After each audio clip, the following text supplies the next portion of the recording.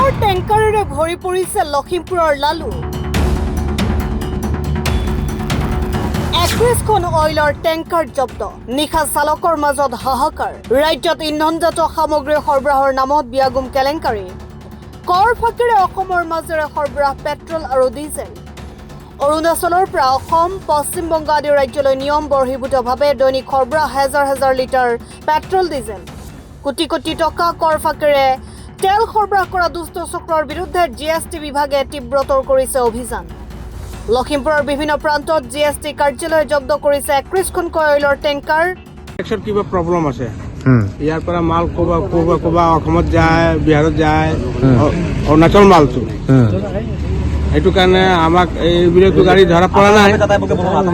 आसाम होके जाता है, हम लोग का तो कोई प्रॉब्लम नहीं है। हम लोग को ऐसे पकड़ के रखते हैं। हम लोग तो अरुणाचल का माल है, डिपू का माल है, डिपू में जा रहा है, टैक्स पेड माल है। বিগত দুদিন ধৰি বান্দৰ দেৱা হাৰমতে নাৰায়ণপুৰ গুমটো আদিৰ পৰা এই টেংকাৰ কেইখন জব্দ কৰা এই টেংকাৰসমূহৰ নথিপত্ৰ পৰীক্ষা অব্যাহত ৰাখিছে বিভাগীয় কৰ্তৃপক্ষই। নিৰাপত্তাজনিত কাৰণত নিশা অগ্নি নিৰ্বাপক বাহিনী, বিশাল আৰক্ষীৰ নিৰাপত্তাৰ মাজেৰে এই টেংকাৰসমূহ ৰখা হয় লালুক গণভৱন পথাৰত।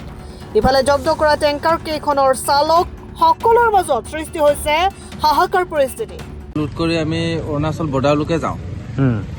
আমাৰ এতিয়া অৰুণাচল মানে বিভিন্ন জেগাত আমি যাওঁ।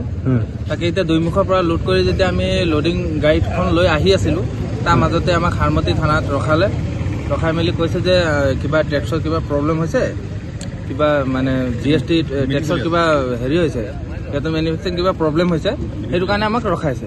ইয়াতে কিবা ডাঙৰ মানুহ কিবা ওপৰত মিটিং হৈ আছে, মিটিং হোৱাৰ পিছত আমাক এৰিব। এতিয়া আমি 11টা বজাৰ পৰা তাত আছিলো। এতিয়া গধূলি আমাক ইয়াত লালুকত লৈ আহিলে। এইডোখৰত এতিয়া ৰখাই থৈছে। এতিয়া কালি ৰাতিপুৱা 9টা বজাত কিবা ফেচলা হ'ব বুলি কৈছে। News desk report, Assam time. ঘৰত আনন্দ আৰু সম্পৰ্কৰ চমক বজাই ৰাখিবলৈ জৰুৰী হৈছে সকলো আনন্দময় মুহূৰ্তত মৰমৰ উপহাৰ দিয়াটো। সেইবাবে মধুশ্ৰী জুৱেলাৰ্ছে আনিছে সকলো ৰঙীন ক্ষণৰ বাবে বিশেষ গহনা। হীৰাৰে হওক, সোণৰে হওক বা ৰূপৰে হওক, শ্ৰেষ্ঠ ডিজাইনছ আৰু হলমাৰ্কযুক্ত গহনাই ৰাখে সম্পৰ্কক নিখুঁত। তেনেহ'লে আজিয়ে আনক আনন্দ মধুশ্ৰী জুৱেলাৰ্ছৰ সৈতে। যোগাযোগ কৰক 7028000341 নাইবা ভিজিট কৰক LNB ৰোড, নলবাৰী, অসম।